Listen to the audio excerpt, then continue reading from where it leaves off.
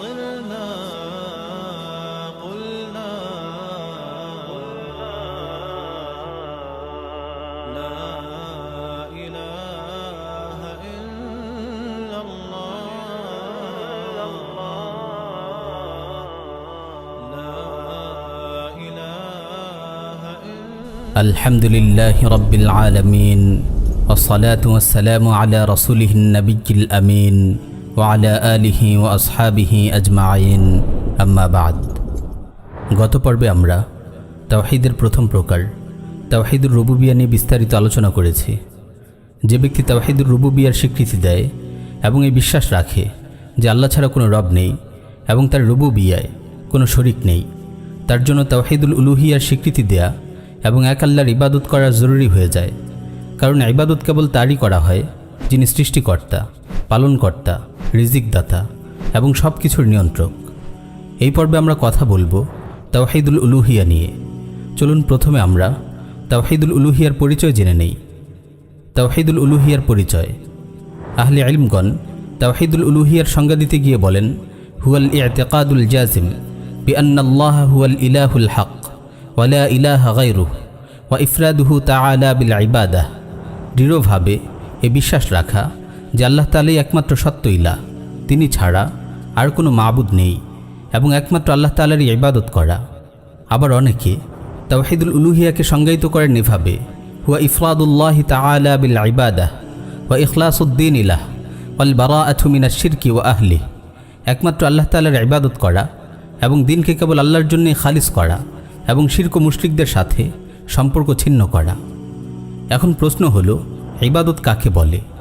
ইবাদত হলো বান্দার এমন কথা, কাজ ও অনুভূতি যা আল্লাহ তাআলাকে সন্তুষ্ট করে, যা আল্লাহ তাআলা পছন্দ করেন। ইবাদত জবানের মাধ্যমে হতে পারে, যেমন তাওহীদের সাক্ষ্য দেয়া, দোয়া, জিকির, ইস্তেগফার ইত্যাদি। আবার অঙ্গ প্রত্যঙ্গের মাধ্যমেও হতে পারে, যেমন রুকু, সিজদা, সাওম, হজ, জাবেহ ইত্যাদি। আবার অন্তরের মাধ্যমেও হতে পারে, যেমন তাকওয়া, তাওয়াক্কুল, তাওবা, মান্নত, আল্লাহ তার রাসূলকে ভালোবাসা ইত্যাদি। সম্পদের মাধ্যমেও হতে পারে, যেমন যাকাত, সাদাকা ইত্যাদি। তাওহীদুল উলুহিয়ার মর্ম হলো, যত ধরনের ইবাদত হতে পারে সব ইবাদত একমাত্র আল্লাহ তাআলার জন্যই হতে হবে। এতে আল্লাহর সঙ্গে কাউকে শরীক করা যাবে না। যদি কেউ মূর্তির সামনে মাথা নত করে, মাজারে সিজদা করে, কোনো অলি বুজুর্গের নামে পশু জবাই করে, মাজারের নামে মান্নত করে, আল্লাহ ছাড়া অন্য কারো কাছে সাহায্য চায়, আল্লাহর দেয়া বিধান বর্জন করে অন্য কারো বিধানের আনুগত্য করে, তবে সে তাওহীদের সীমানা থেকে বের হয়ে শিরকে লিপ্ত হয়। এভাবে ইসলামী শরিয়া যত কথা, কাজ ও অন্তরের আমলকে ইবাদতের অন্তর্ভুক্ত করেছে, সেগুলোকে যদি আল্লাহ ছাড়া অন্য কারোর জন্য নিবেদন করা হয় তবে তা শিরকের পর্যায়ে পড়বে। তাওহীদুল উলুহিয়ার প্রকার। তাওহীদুল উলুহিয়াকে আবার তিন ভাগে ভাগ করা হয়েছে।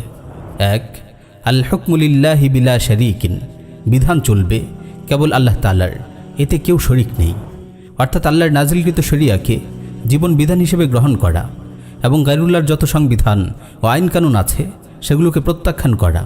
কোনটা হালাল, কোনটা হারাম, কোনটা বৈধ, কোনটা অবৈধ, এই ফয়সালা দেওয়ার ক্ষমতা একমাত্র আল্লাহ রাব্বুল আলামিনের।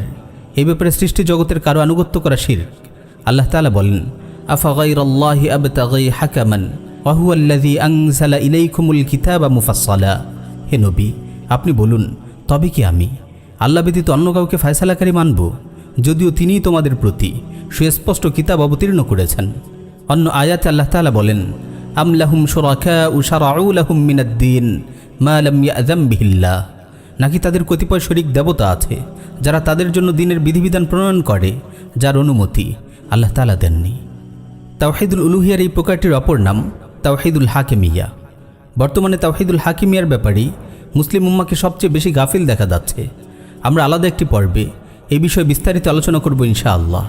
2, আন-নুসকু লিল্লাহি বিলা শারীকিন, ইবাদত বন্দেগী কেবল আল্লাহ তাআলার জন্য, এতে কেউ শরীক নেই। সুতরাং বান্দা তার সকল ইবাদত কেবল আল্লাহর জন্যই নিবেদিত করবে, চাইতে অন্তরের ইবাদত হোক, যেমন তাওয়াক্কুল, ভয়, আশা, তাকওয়া, ইখলাস ইত্যাদি। তাওয়াক্কুলের ব্যাপারে আল্লাহ তাআলা বলেন, ওয়া আলাল্লাহি ফালইয়াতাওয়াক্কালিল মুমিনুন, আর আল্লাহর উপরই যেন মুমিনরা তাওয়াক্কুল করে। তাকওয়ার ব্যাপারে আল্লাহ তাআলা বলেন, ওয়ালাকাদ ওয়াসাইনাল্লাযীনা উতুল কিতাবা মিন ক্বাবলিকুম ওয়া ইয়্যাকুম আনিত্তাকুল্লাহ। তোমাদের পূর্বে যাদের কিতাব দেওয়া হয়েছে তাদেরকে এবং তোমাদেরকেও নির্দেশ দিয়েছি যে তোমরা তাকওয়া অবলম্বন করো। অথবা জবানের ইবাদত হোক, যেমন দোয়া, জিকির, ইস্তিগফার, সাহায্য প্রার্থনা ইত্যাদি। দোয়ার ব্যাপারে আল্লাহ তাআলা পবিত্র কালামে মাজিদ ইরশাদ করেন, ওয়ালা তাদউ মিন দুনিল্লাহি মা লা ইয়ানফাউকা ওয়ালা ইয়াদুররুক ফাইন ফাআলতা ফাইন্নাকা ইযাম মিনাজ যালিমিন। আর আল্লাহ ব্যতীত কারো কাছে দোয়া করবে না যা তোমার উপকারও করে না অপকারও করে না, কারণ এরূপ করলে তখন তুমি অবশ্যই জালিমদের অন্তর্ভুক্ত হবে। জিকিরের ব্যাপারে আল্লাহ তাআলা ইরশাদ করছেন, ফাযকুরুনি আযকুরুকুম ওয়াশকুরুলি ওয়ালা তাকফুরুন। আর তোমরা আমাকে স্মরণ করো, আমিও তোমাদের স্মরণ করব। তোমরা আমার প্রতি কৃতজ্ঞ হও এবং অকৃতজ্ঞ হও না। অথবা তা কর্মগত ইবাদত হোক, যেমন সালাত, রুকু, সিজদা, সাওম, হজ, তাওয়াফ, জাবেহ, জাকাত, সাদাকা ইত্যাদি। রুকু সিজদার ব্যাপারে আল্লাহ তাআলা পবিত্র কালামে মাজিদ ইরশাদ করেন, ইয়া আইয়ুহাল্লাযীনা আমানুর কাউ ওয়াসজুদু ওয়া'বুদু রাব্বাকুম ওয়াফআলুল খায়রা লাআল্লাকুম তুফলিহুন। হে মুমিনগণ, তোমরা রুকু করো, সিজদা করো এবং তোমাদের রবের ইবাদত করো ও সৎকর্ম করো যাতে সফলকাম হতে পারো। সালাত ও জাবেহের ব্যাপারে আল্লাহ তাআলা ইরশাদ করেন, কুল ইন্না সালাতি ওয়া নুসুকি ওয়া মাহইয়ায়া ওয়া মামাতি লিল্লাহি রাব্বিল আলামিন। আপনি বলুন, আমার সালাত, আমার কুরবানি, আমার জীবন, আমার মরণ জগৎসমূহের প্রতিপালক আল্লাহ তাআলার জন্য। 3 আল ওয়ালায়াতু লিল্লাহি বিলা শারীকিন।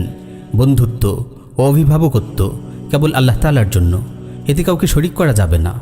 আল্লাহ তাআলা বলেন, কুল আগাইরাল্লাহি আত্তাখিযু ওয়ালিয়্যান ফাতিরিস সামাওয়াতি ওয়াল আরদ।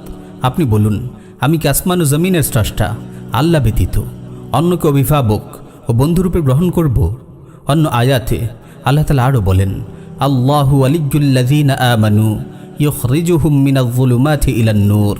যারা ঈমান আনে, আল্লাহ তাদের অভিভাবক ও বন্ধু, তিনি তাদেরকে অন্ধকার থেকে বের করে আলোতে নিয়ে যান। এই আয়াতসমূহ থেকে বোঝা গেল, মুমিন কেবল আল্লাহ তাআলা কি বন্ধু ও অভিভাবক রূপে গ্রহণ করবে এবং কেবল আল্লাহর খাতিরেই কারো সঙ্গে বন্ধুত্ব রাখবে। সুতরাং আল্লাহর প্রতি ভালোবাসা ও বন্ধুত্ব হবে আসল বন্ধুত্ব, এবং আল্লাহর প্রতি এই ভালোবাসাকে কেন্দ্র করে মুমিনরা রাসূল সাল্লাল্লাহু আলাইহি ওয়াসাল্লাম ও মুমিনদেরকে ভালোবাসবে। সুতরাং বন্ধুত্বের ভিত্তি হবে আল্লাহ তাআলা, কোনো জাতি, গোত্র বা দেশ নয়। যারা জেনে বুঝে জাতি, গোত্র বা দেশকে বন্ধুত্বের ভিত্তি বানায় তারা শিরকে লিপ্ত হয়। জাতীয়তাবাদের শিরক নিয়ে আমরা আলাদা পর্বে আলোচনা করব ইনশাআল্লাহ। অনুরূপভাবে আল্লাহর প্রতি ভালোবাসাকে কেন্দ্র করে মুসলিমরা আল্লাহর শত্রুদেরও নিজেদের শত্রু মনে করবে। আল্লাহ তাআলা বলেন, ইয়া আইয়ুহাল্লাযীনা আমানু লা তাত্তাখিযু আদুওয়ি ওয়া আদুওয়াকুম আউলিয়া তুলকুনা ইলাইহিম বিল মাওয়াদ্দাহ। হে মুমিনগণ, তোমরা আমার শত্রু ও তোমাদের শত্রুকে বন্ধুরূপে গ্রহণ করো না। তোমরা কি তাদের প্রতি বন্ধুত্বের বার্তা প্রেরণ করছো? আল্লাহ তাআলাকে ভালোবাসা, আল্লাহ তাআলার জন্য মুমিনদের ভালোবাসা, আল্লাহ তাআলার জন্য কাফিরদের সঙ্গে শত্রুতা পোষণ করার এই আকীদাকে ইসলামী পরিভাষায় বলা হয় আল ওয়ালা ওয়াল বারা। ইনশাআল্লাহ আমরা আলাদা কোনো পর্বে এই আকীদা নিয়ে বিস্তারিত আলোচনা করব। তাওহীদুল উলুহিয়ার গুরুত্ব ও তাৎপর্য। তাওহীদুল উলুহিয়া ঈমানের মূল ভিত্তি এবং ইসলামী শরিয়ার মূল বুনিয়াদ। তাওহীদুল উলুহিয়া বাস্তবায়নের জন্যই আল্লাহ তাআলা জিন ও মানুষ সৃষ্টি করেছেন। আল্লাহ তাআলা বলেন, ওয়ামা খালাকতুল জিন্না ওয়াল ইনসা ইল্লা লিয়াবুদুন। আমি মানব ও জিন জাতি সৃষ্টি করেছি কেবল আমার ইবাদতের জন্য।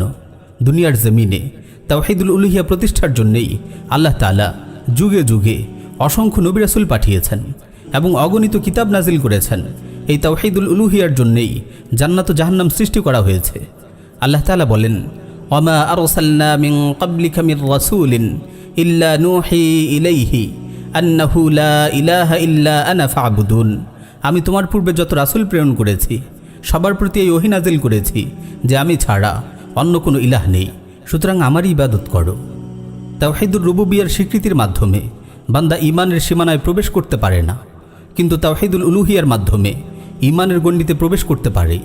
কারণ তাওহীদুল উলুহিয়া তাওহীদুর রুবুবিয়্যাকেও শামিল করে। মক্কার মুশরিকরা তাওহীদুর রুবুবিয়্যার স্বীকৃতি দিয়েছিল, কিন্তু তাওহীদুল উলুহিয়ার স্বীকৃতি না দেওয়ার কারণে তারা মুমিন হতে পারেনি। কালিমাতুত তাওহীদ লা ইলাহা ইল্লাল্লাহ এর আসল মর্মই হলো তাওহীদুল উলুহিয়া, কোনোভাবেই তাওহীদুর রুবুবিয়া নয়। কারণ তাওহীদুর রুবুবিয়ার দাওয়াত দেওয়ার জন্যেই রাসূল সাল্লাল্লাহু আলাইহি ওয়াসাল্লামকে পাঠানো হয়নি। আরবের মুশরিক ইহুদি খ্রিস্টানরা তো আগে থেকেই তাওহীদুর রুবুবিয়া স্বীকার করত। কারণ আল্লাহ তাআলা মানুষের স্বভাব ও প্রকৃতিতে তাওহীদুর রুবুবিয়া ঢুকিয়ে দিয়েছেন। এর জন্য কোনো নবী রাসূলের দাওয়াতের দরকার নেই, কোনো মেহনতের প্রয়োজন নেই। কাফিরদের সঙ্গে রাসূলুল্লাহর দ্বন্দ্ব হয়েছিল তাওহীদুল উলুহিয়ার কারণেই। ইসলামের শুরু থেকে আজ পর্যন্ত কাফিরদের সঙ্গে মুমিনদের যে লড়াই চলছে তা তাওহীদুল উলুহিয়াকে কেন্দ্র করেই। এই তাওহীদুল উলুহিয়া প্রতিষ্ঠার জন্যেই রাসূল সাল্লাল্লাহু আলাইহি ওয়াসাল্লাম সাহাবাদের নিয়ে জিহাদের ময়দানে ঝাঁপিয়ে পড়েছিলেন। সাহিহ বুখারী ও সাহিহ মুসলিম এসেছে, রাসূল সাল্লাল্লাহু আলাইহি ওয়াসাল্লাম ইরশাদ করেন, উমিরতু আন উকাতিলান নাস হাত্তা ইয়াকুলু লা ইলাহা ইল্লাল্লাহ ফামান ক্বালা লা ইলাহা ইল্লাল্লাহ ফাকাদ আসামা মিন্নি মালাহু ওয়া নাফসাহু ইল্লা বিহাক্কিহি ওয়া হিসাবুহু আলাল্লাহ। আমাকে আদেশ করা হয়েছে লোকদের সঙ্গে যুদ্ধ করতে যতক্ষণ না তারা লা ইলাহা ইল্লাল্লাহ স্বীকার করে নেয়। সুতরাং যে লা ইলাহা ইল্লাল্লাহ স্বীকার করে নিল সে তার নিজের জান ও মালকে হেফাজত করে নিল। তবে ন্যায়সঙ্গত কারণের কথা ভিন্ন, আর তার হিসাব আল্লাহর দায়িত্বে। মুসনাদে আহমদে বর্ণিত একটি সহিহ হাদিস এসেছে, রাসূল সাল্লাল্লাহু আলাইহি ওয়াসাল্লাম ইরশাদ করেন, বুইসতু বাইনা ইয়াদাইস সাআতি বিস-সাইফ হাত্তা ইউ'বাদাল্লাহ ওয়াহদাহু লা শারীকা লাহু ওয়া জু'ইলা রিজকি তাহতা যিল্লি রুমহি ওয়া জু'ইলা যিল্লাতু ওয়াস-সিগারু আলা মান খালাফা আমরি। কিয়ামতের পূর্বে আমি তলোয়ার সহযোগে প্রেরিত হয়েছি যাতে আল্লাহ রাব্বুল আলামিনের ইবাদত করা হয়, যিনি এক ও অদ্বিতীয়, যার কোনো শরিক নেই। আমার রিজিক রাখা হয়েছে আমার বর্ষার ছায়া তলে, আর যারা আমার দ্বীনের বিরোধিতা করবে তাদের জন্য কেবল লাঞ্ছনা ও অপমান। প্রিয় ভাই, খুব গভীরভাবে উপলব্ধি করার চেষ্টা করুন। তাবলীগের ভাইরা কালিমাতুত তাওহীদের দাওয়াতের নামে তাওহীদুর রুবুবিয়ার দাওয়াত দিয়ে থাকেন। এটি কিভাবে নবীওয়ালা দাওয়াত হতে পারে? কিভাবে নবীওয়ালা মেহনত হতে পারে? তাওহীদুর রুবুবিয়ার সঙ্গে তো কোনো কাফিরও দ্বিমত করে না। তাই তো তাবলীগের এই দাওয়াত ইসলামের সবচেয়ে বড় বড় দুশ্মনদের দেশেও চলতে পারে। ইউরোপ আমেরিকায় শত শত গির্জা কিনে মসজিদ করলেও কাফিররা আপনাকে কিছুই বলবে না, কারণ তারা জানে তাওহীদুর রুবুবিয়ায় বিশ্বাসী মুসলিম তাদের জন্য মোটেও ভয়ের কারণ নয়। পুরো পৃথিবী এমন মুসলিমে ভরে গেলেও তাদের বিশেষ কোনো সমস্যা নেই। তাবলীগ ছাড়াও বর্তমানে বহুল জনপ্রিয় মডারেট দায়ীরা তাওহীদুল উলুহিয়ার কথা বললেও তারা পুরোটা বলেন না, কিছু বলেন আর কিছু বলেন না। খণ্ডিত তাওহীদুল উলুহিয়ার দাওয়াত দেন। নিজেদেরকে সালাফি দাবি করা ভাইদেরও একই অবস্থা, তারাও তাওহীদুল উলুহিয়ার দাওয়াত পুরোপুরি দেন না, যাতে তাগুত সরকার ও প্রশাসনের সঙ্গে তারা সদ্ভাব বজায় রাখতে পারেন। এই বিষয়টি নিয়ে আমরা তাওহীদুল হাকিমিয়ার শীর্ষক পর্বে বিস্তারিত আলোচনা করব ইনশাআল্লাহ। তাবলীগের মুরব্বী ও দায়িত্বশীল ভাইদের আমরা অনুরোধ করব, আপনারা এই মারাত্মক বিভ্রান্তি থেকে বেরিয়ে আসুন। এটি ছোটোখাটো কোনো বিষয় নয়, এটি ঈমানের মাসালা। আল্লাহর ওয়াস্তে খণ্ডিত ঈমান ও খণ্ডিত দ্বীনের দাওয়াত দেওয়ার এই গোমরাহি থেকে নিজেদের বাঁচান। আওয়াম ভাইদের কালিমাতুত তাওহীদের উদ্দেশ্য শেখানোর সময় যেন তাওহীদুর রুবুবিয়াকেই উদ্দেশ্য বলে চালিয়ে দেওয়া না হয়। কালিমাতুত তাওহীদের প্রকৃত উদ্দেশ্য তাওহীদুল উলুহিয়াকে যেন পরিপূর্ণভাবে তাদের বুঝিয়ে দেওয়া হয়। কারণ যদি কোনো মুসলিম ভাইয়ের তাওহীদুল উলুহিয়ায় সমস্যা থাকে, তার সালাত, সওম, হজ, যাকাত কোনো ইবাদতই কাজে আসবে না। তাই আল্লাহর ওয়াস্তে সতর্ক হন। রাসূল সাল্লাল্লাহু আলাইহি ওয়াসাল্লাম যে দাওয়াত নিয়ে এসেছিলেন সেই দাওয়াতকেই পরিপূর্ণভাবে পৌঁছে দিন। আল্লাহ তাআলা আমাদের সবাইকে সিরাত মুস্তাকিমের উপর অটল অবিচল রাখুন। আমিন ইয়া রাব্বাল আলামিন।